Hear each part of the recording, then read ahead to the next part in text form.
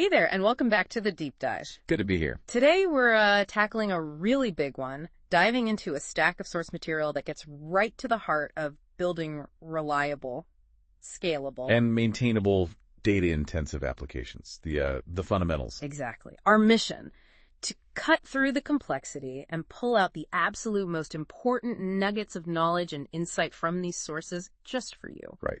Think of it like a shortcut. Yeah. A shortcut to understanding what's genuinely happening under the hood in the data systems that power almost everything online today. That's a good way to put it. And the material we're exploring, it isn't really a manual on how to install specific software, No, it goes deeper. much deeper. It focuses on the fundamental principles, the tough trade-offs you inevitably have to make, and the reasoning behind the design decisions in various data systems. The goal here is to help you build a strong intuition. Right. Understand the why. Exactly. Understand why things are the way they are and be better equipped to make sound design choices yourself. So if you're someone who needs to build applications that stay up and running, highly available, right? Or systems that can handle more users and data as they grow scalable. That's key. Or platforms that your team can actually work with and change over time without losing their minds, maintainable. Definitely crucial for the long haul. Or maybe you're just incredibly curious about how major online services pull off their magic. This deep dive is definitely for you. Absolutely. By the end, you should walk away with a much stronger sense of the core challenges, appreciate the inherent compromises you have to make in design. Yeah, those trade-offs again. And be in a far better position to choose the right tools for the job when you're, combining different systems to build something new. Sounds like a plan. Okay, let's start right at the beginning, shall we? The source material kicks off by highlighting three absolutely fundamental concerns for any data system: reliability, scalability, and maintainability. The big three. Let's just quickly define what we mean by each one. Reliability first. Absolutely. Yeah. Reliability is all about making your system dependable. It means the application keeps working correctly, minimizing downtime, Okay. and remaining operationally robust, even when things inevitably go wrong, whether that's hardware failures, software bugs, or even human error. Got it. So things will break, but the system keeps going. Essentially, yes. Yeah. Or recovers gracefully. Then scalability.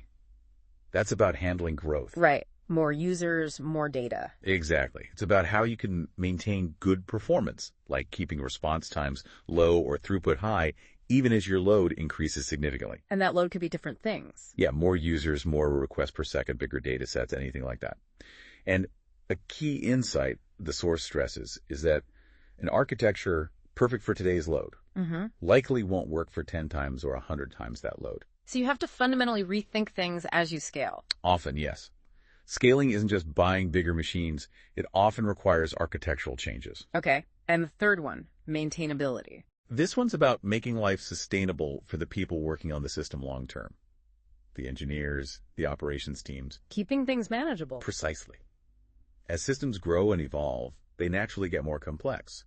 You see symptoms like tangled dependencies, tight coupling between components, a system state that's just hard to reason about. Sounds like a nightmare. It can be. So Yeah. reducing that complexity is key to improving maintainability. Good abstractions help hide complexity. And operability, which is about visibility into what the system is doing and how to manage it, that's vital too. That makes total sense. And when we talk about scalability, how do we even measure performance? Because the source points out it's different depending on the system type. Right. For something like batch processing, think systems like Hadoop, crunching huge data sets offline. Okay. We usually talk about throughput.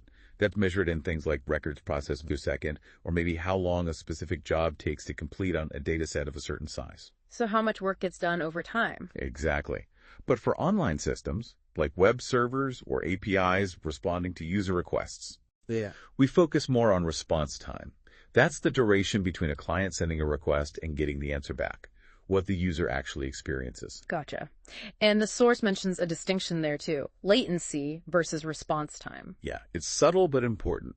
Latency is the time a request is waiting to be processed, maybe it's held up, waiting for the service to become available. Okay. Response times is the total time the client sees. It includes that latency plus the actual processing time and any network delays sending the request and getting the response back. So response time is the whole round trip from the client's perspective. Exactly. And because response times aren't always the same, they vary, We often use percentiles to measure performance targets. Like the 99th percentile. Right. You might aim for the 99th percentile response time to be below, say, 1 second, meaning 99% of requests are faster than that. The source gives an example from Amazon, where they found optimizing even up to the 99.9th percentile provided significant value. But optimizing for the absolute slowest requests, like the 100th percentile, can become prohibitively expensive. So there's a trade-off even in performance measurement. Always trade-offs. So circling back, why are these three things, reliability, scalability, and maintainability, so fundamental? Why do they matter so much to you when you're building or choosing systems? Because, as the source really drives home, there are no silver bullets. There's no single magic solution that gives you all three perfectly. Right. They involve deep trade-offs. You often have to sacrifice a little of one to gain more of another. For example? Well, sometimes making a system highly reliable might involve adding redundancy, which can increase complexity, potentially making it harder to maintain. Or achieving extreme scalability might require relaxing some consistency guarantees, affecting reliability in certain ways. Okay, I see. But understanding these core goals, reliability, scalability, maintainability, gives you the lens through which to analyze all the different techniques, patterns, and specific technologies we'll discuss. It helps you see what they're for. Exactly. It helps you see what problem each one is trying to solve and, crucially, at what cost. What are the trade-offs involved? Okay, that's a great foundation. Let's move on to how we actually structure the data itself. This section in the source dives into different data models, and this is where it gets really interesting. Yeah, because right away you see there isn't just one perfect way to organize information. For decades, the relational model was king, right? SQL databases. Absolutely dominant. Came out of Edgar Codd's work back in 1970. Organizes data into tables relations with rows, tuples, and columns. And people were skeptical at first. Yeah, initially there were doubts about whether it could be efficient enough, but it proved incredibly successful and versatile. Then came the divergence, often lumped under the term NoSQL, things like document databases. Right. These were designed for specific use cases where the relational model felt maybe a bit awkward. Document databases target scenarios where your data naturally comes in self-contained documents. Think like a JSON object or an XML file. Okay. And where the connections between different documents aren't the primary way you need to access the data. So less focus on joins. Generally, yes. And the source does a great job highlighting the trade-offs here. The document model works really well if your data fits that document structure. Essentially, a tree of one-to-many relationships within a single record. Like a user profile with their addresses nested inside? Exactly. You can make your application code simpler because you often fetch and update one whole document at a time. Trying to represent that nested structure across multiple tables in a relational database, sometimes called shredding, can be cumbersome. These databases often use a concept called schema on read. Sometimes people call it schemaless, though that's a bit misleading. What does schema on read mean? It means the database doesn't strictly enforce a structure on write. You can add different fields to different documents within the same collection. The structure is interpreted when you read the data. So flexibility. Huge flexibility. But the downside is the database doesn't guarantee what fields will be present, which can push complexity into your application code. Right, you have to handle missing fields or different types. Exactly. The relational model, though, is still excellent when your data is highly interconnected. Many-to-many relationships. Perfect example. If you have lots of relationships like customers and orders and products, where you need to link data across different types of entities frequently, then joins in SQL are straightforward and generally very efficient. The whole debate within relational databases about normalization versus denormalization is a key aspect, which the book comes back to. Okay. And for data that's really heavily connected, like social networks or knowledge graphs? That's where graph models shine. The source calls them the most natural fit for that kind of data. How do they work? They represent your data as vertices or nodes. Those are the entities, like people or products. And edges, those are the relationships connecting the vertices, like friend of or purchased. Okay. You can put properties or labels on both the vertices and the edges, which allows you to store all sorts of diverse information really cleanly within that graph structure. So the relationships are first-class citizens. Exactly. And graphs can be structured in different ways. A common one mentioned is the triple store model. Triple store. Yeah, where every piece of information is a statement made up of three parts: a subject, a predicate, and an object. Like Jim subject lives in predicate, London object. Precisely. The predicate describes the relationship or attribute. The source shows examples using things like URIs for unique identification globally. Languages like SparkUL for triple stores and Cipher for a slightly different type called property graphs are built specifically to query these interconnected structures efficiently. Got it. And just quickly, the source also touches on query languages themselves, imperative versus declarative. Right. It's a key distinction. Yeah. Imperative is like giving step-by-step instructions. First do this, then loop through that, then check this condition. Like writing code in a traditional programming language. Okay. Declarative is where you state what result you want, but not how to get it. SQL is the classic example. You say, select these columns from this table where this condition is true, and the database query planner figures out the most efficient execution plan. So you specify the goal, not the steps. Exactly. Yeah. And then MapReduce is introduced as sitting somewhere, maybe in between. Or adjacent. For batch processing. Yeah. It's a programming model specifically for processing large data sets in parallel across many machines, often used for read-only analytical queries in some NoSQL stores. You provide custom map and reduce functions. Yeah, how does that work, roughly? The map function takes an input record and emits key-value pairs.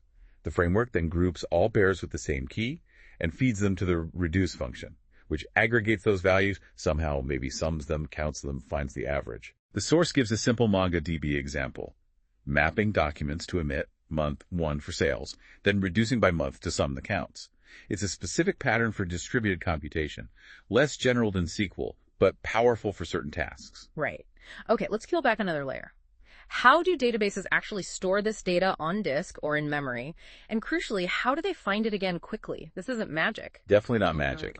At the most basic level, the source shows you could just write key value pairs by appending them to the end of a file, like a log. Just keep adding to the end. Yeah. The source shows a simple deepset command appending key value to a file, and deephead having to scan the whole file backwards to find the latest value for a key. Appending is very efficient for writes because the disk head just moves sequentially. Makes sense. And actually, many sophisticated databases use this log-based approach internally for parts of their system, like write-ahead logs for durability. But finding a specific key seems slow if you have to scan the whole file. Exactly. That's the big problem. And that's where an index comes in. An index is basically extra metadata that acts like a signpost, helping you locate the data for a given key much more efficiently. Like the index in the back of a book. Perfect analogy.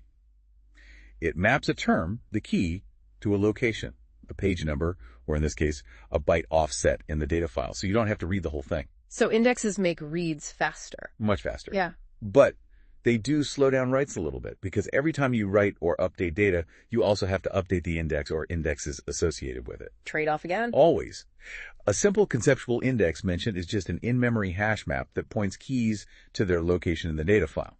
Systems like Bitcask, used in React, use this kind of approach. Okay. And building on that log idea, the log-structured merge tree, or LSM tree, is a really common structure, right? Used in Cassandra, LevelDB, RocksDB. Very common. It takes that log-structured idea and makes lookups efficient. The high-level process is, writes first go into a sorted data structure held in memory, often a balanced tree like a red-black tree or skip list. This is called a mem table. Okay, let's go to memory first. Right. When the mem table gets full, say a few megabytes, the database writes it out to disk as a sorted file. This file is called an SS-stable sorted string table. These files are immutable once written. Got it. Sorted and immutable on disk. Yep. So how do you find a key? You check the mem table first. If it's not there, you check the most recently created SS stable on disk. If not there, the next most recent, and so on. Could that mean checking a lot of files? It could, which is why there's a background process. This process constantly merges older SS stable files together and discards overwritten or deleted values. That's the merge part of LSM tree. It keeps the number of files manageable and reclaims disk space. Clever. So it combines fast sequential writes with eventual merging for read efficiency. Exactly. Now, contrasting with that, B-trees are the workhorse indexing structure you'll find in most traditional relational databases, like PostgreSQL, MySQL, SQL Server, Oracle. How do they differ? B-trees work very differently. They break the database down into fixed-size blocks or pages, typically 4 KB or 8 KB. Data within each page is kept sorted by key. Okay. Finding data involves traversing a tree structure. The root page contains key ranges and pointers to child pages. You follow the pointers down through the levels of the tree until you reach a leaf page that contains the actual data row or a pointer to it. So it's like a multi-level index. Precisely. And the key is how they stay balanced. When a page fills up as you insert data, it splits into 2 pages, and a pointer to the new page is added to the parent page. This ensures the tree depth remains logarithmic with respect to the number of keys all log in. Which means lookups are very fast, usually requiring just a few disk reads. Right. The fundamental difference from LSM trees is that B trees generally modify pages on disk when data is inserted or updated. They overwrite data in place. LSM trees mostly just append new immutable files and rely on background merging. Interesting contrast. Are there other types of indexes? Oh yeah. The source mentions specialized indexes. Full-text search indexes, like those used by Lucene or Elasticsearch, are optimized for searching within text documents, finding occurrences of words, handling things like stemming and synonyms. Different from just matching keys. Very different. And also fuzzy indexes, which are useful for finding keys that are similar to a query term, based on something like edit distance, how many character changes are needed. Useful for things like spell checking or finding similar records. B trees and LSM trees are typically for exact key lookups or range queries. Okay. And what about keeping data purely in memory? In-memory databases are definitely a thing, especially as RAM gets cheaper. Keeping the entire data set, or at least the indexes, in memory provides blazing fast access since you avoid disk I/O. But is it durable? What if the server restarts? Good question.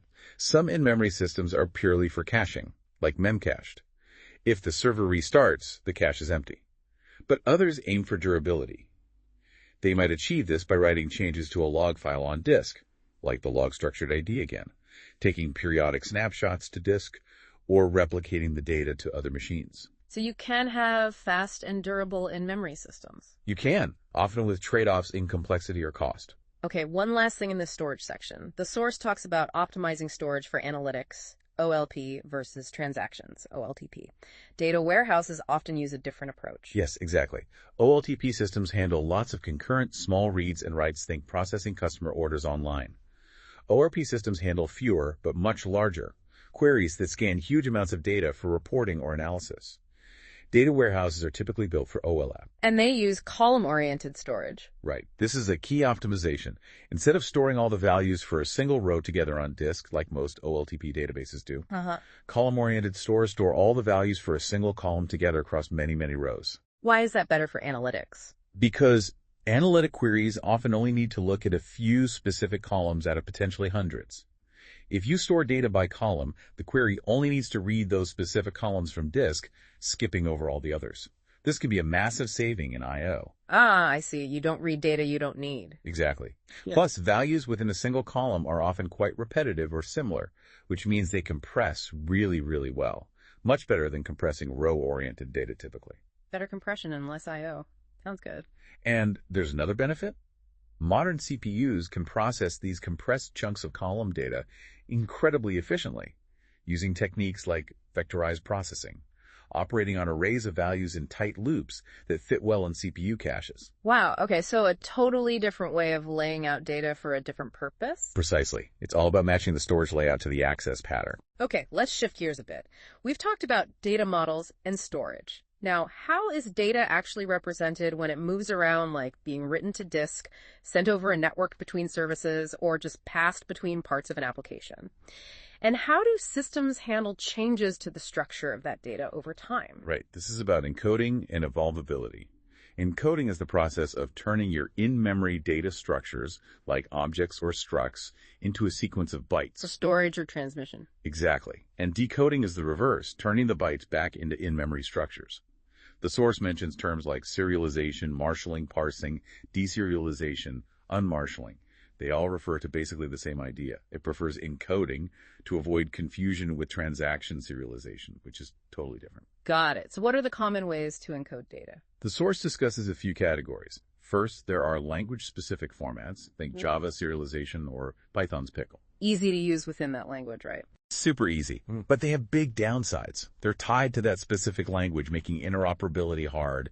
They can be inefficient in terms of space and speed. They can have security vulnerabilities, and dealing with versioning changes can be a real pain. Okay, so maybe not ideal for distributed systems or long-term storage. Often not. Then you have textual formats. JSON, XML, CSV are the big ones here. Everyone knows JSON. Right. They're widespread, human-readable, which is nice for debugging, but they can be quite verbose. And they can be a bit vague about data types. Is 123 a number or a string?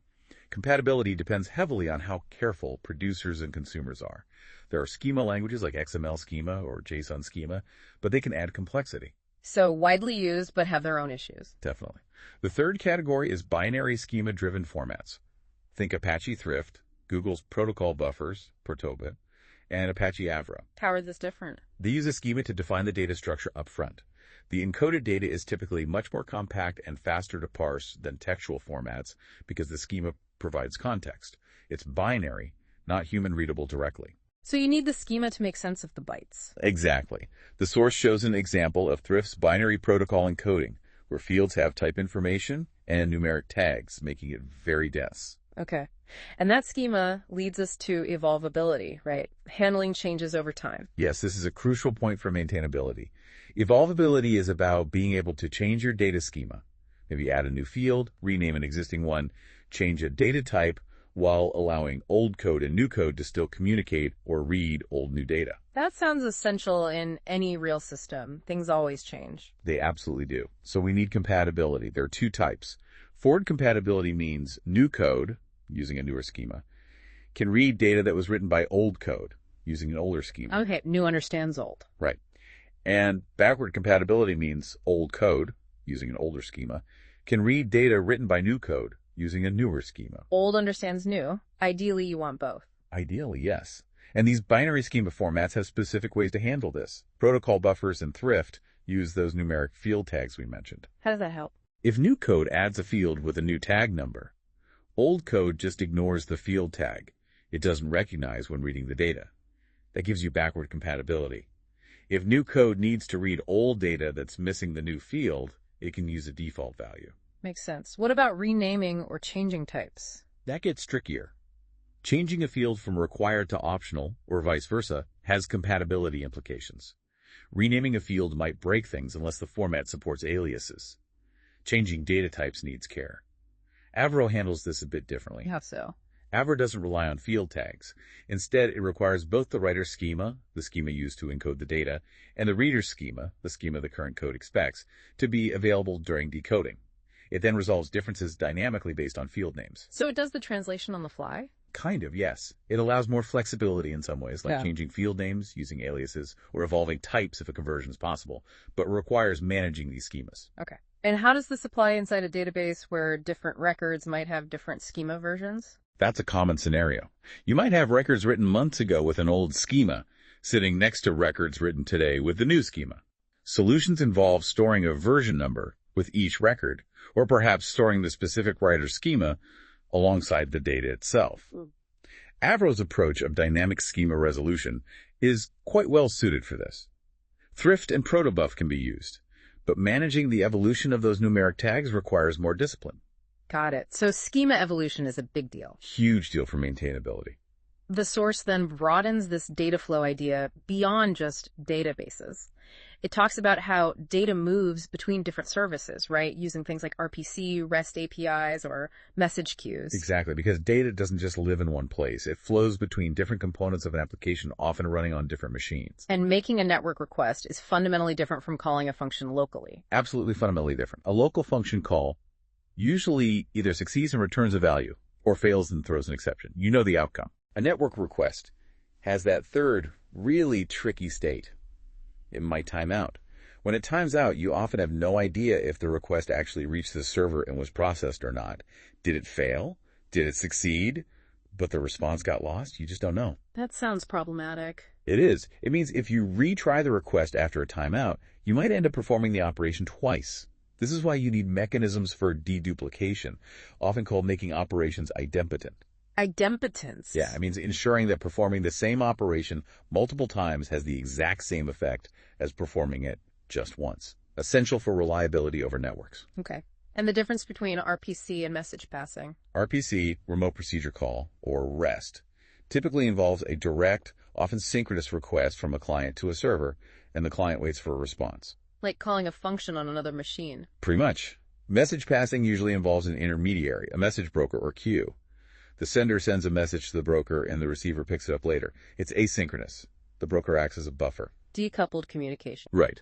And the source notes that the compatibility properties we discussed for encoding formats directly apply to RPC because you're encoding the request and decoding the response. Makes sense. The data still needs to be understood at both ends. Exactly. All right, let's get into arguably the hardest part of building large-scale systems. Distributed systems. Building applications that run across multiple machines. It just opens up a whole new world of pain, doesn't it? Oh, absolutely. As the source starkly warns, and any experienced engineer will tell you, in distributed systems, anything that can go wrong will go wrong, and often at the worst possible moment. Why are they so fundamentally different? It's the sheer number of new ways things can fail. And crucially, it's the prevalence of partial failures. Partial failure. Yeah, one part of the system, one machine, one network link can fail or become incredibly slow, while other parts keep running just fine. This is very different from, say, a traditional supercomputer that might just halt the entire computation if one component fails. So you can't just assume everything is working or everything is broken. Exactly. Dealing with that ambiguity, that partial failure, is the absolute core challenge of distributed systems. And the source really breaks down these troubles, starting with the unreliable network. We touched on this, but it's worth hammering home. Oh, yes. The network is not your friend. Requests can be lost entirely. They can be delayed for seemingly arbitrary amounts of time. They can even arrive out of order compared to how they were sent. Wow. And you can have network partitions or net splits where one group of machines suddenly can't communicate with another group, even though both groups are up and running internally. So they think the other side is down. Right. And you get very few guarantees on network delay or reliability, even in fancy modern data centers or public clouds, especially in multi-tenant environments. Yeah. You have to use timeouts to detect potential problems. But picking the right timeout value is always just guesswork. Too short, and you time out working requests. Too long, and you wait ages before reacting to a real failure. Tricky. Then, maybe surprisingly, there are unreliable clocks. Seems simple, right? Telling time. You'd think so.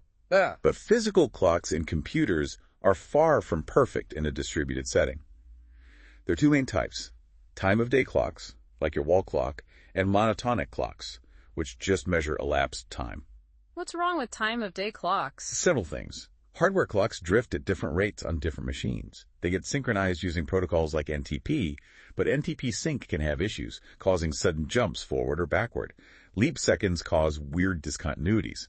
And critically, even with NTP, two different machines might still read slightly different times at the exact same instant. That's clock skew. Relying on time-of-day clocks to order events across machines is dangerous. Okay, so don't trust timestamps from different machines implicitly. What about monotonic clocks? Monotonic clocks are better for measuring durations on a single node because they only ever go forward, or stay the same. They don't jump backward. But they don't help you compare the timing of events on different nodes, because each node's monotonic clock starts at an arbitrary point. So physical clocks are messy. What's the alternative for ordering? Logical clocks. These are a safer way to determine the order of events across different nodes without relying on synchronized physical time. They typically use counters that get incremented and passed around with messages. They capture the causal relationship between events that happens before relationship. If event A could have influenced event B, the logical clock reflects that A happened before B. Exactly. It doesn't tell you when events happen in wall clock time, but it tells you their relative order if there is a potential causal link. Very important concept. Okay. Network unreliable, clocks unreliable. What about the processes themselves? Also unreliable. Processes can just crash, obviously, or they can get stuck in infinite loops. But more subtly, they can pause for significant periods. Pause, like stop responding. Yeah. A common culprit is garbage collection, GC, in managed languages like Java or C#. A stop-the-world GC pause can freeze a process for seconds, or sometimes even longer. During that pause, the process isn't responding to anything. So other nodes might think it's crashed. Exactly. It looks dead, even though it's just temporarily frozen and will resume later. While specialized real-time systems try to provide timing guarantees, they're complex and expensive. The source suggests maybe treating significant GC pauses, almost like planned outages, have mechanisms to detect them and temporarily route traffic away from the pause node. Wow. Okay, so everything is unreliable. How do we cope? This leads to fault tolerance, right? Precisely. Fault tolerance is about designing systems that can anticipate these kinds of false network issues, clock skew, process pauses or crashes, and continue operating correctly, perhaps with some degradation in performance, despite them. How do you do that? It involves two main parts. First, detecting that a fault has occurred. As we've seen, this is hard. Timeouts are just guesses. Is the node down or just slow or paused? Second, once you suspect a fault, you need mechanisms to deal with it, maybe failing over to a replica, retrying an operation, fencing off a suspect node. Dealing with a node that's just limping, slow, or intermittently failing can actually be harder than dealing with one that's cleanly crashed and stays down. Yeah, the ambiguity again. Exactly. And to formally reason about what faults an algorithm can handle, we use abstract system models. These define the assumptions. Like assuming bounded delays. Right. A synchronous model assumes network delays, processing times, and clock errors are all bounded, which is usually unrealistic. A partially synchronous model assumes they are bounded, but only eventually, or most of the time, more realistic. An asynchronous model assumes delays can be arbitrarily long, which makes things very hard, especially detecting failures reliably via timeouts. And fault-tolerant protocols are designed to work under these assumptions. Yes. Algorithms like Paxos or Raft are designed to guarantee correctness even under specific fault assumptions, like tolerating crashes of a minority of nodes in a partially synchronous system. These often require rigorous testing and sometimes even formal mathematical proofs to be confident they work correctly under all conditions. Okay.